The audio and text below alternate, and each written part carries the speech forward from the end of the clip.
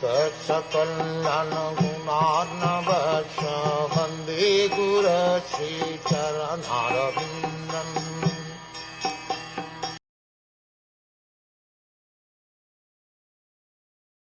By executing one's occupational duties, acting with detachment and without a sense of proprietorship or false egoism, one is posted in one's constitutional position by dint of complete purification of consciousness, and by thus executing so-called material duties he can easily enter into the kingdom of God.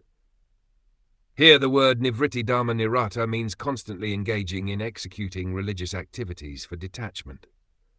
There are two kinds of religious performances. One is called pravritti dharma, which means the religious activities performed by the Grihamedis for elevation to higher planets or for economic prosperity, the final aim of which is sense gratification. Every one of us who has come to this material world has the sense of overlordship. This is called pravritti. But the opposite type of religious performance, which is called nivritti, is to act for the Supreme Personality of Godhead. Engaged in devotional service in Krishna consciousness, one has no proprietorship claim, nor is one situated in the false egoism of thinking that he is God or the master. He always thinks himself the servant.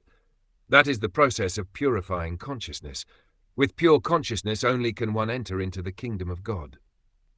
Materialistic persons, in their elevated condition, can enter any one of the planets within this material world, but all are subjected to dissolution over and over again.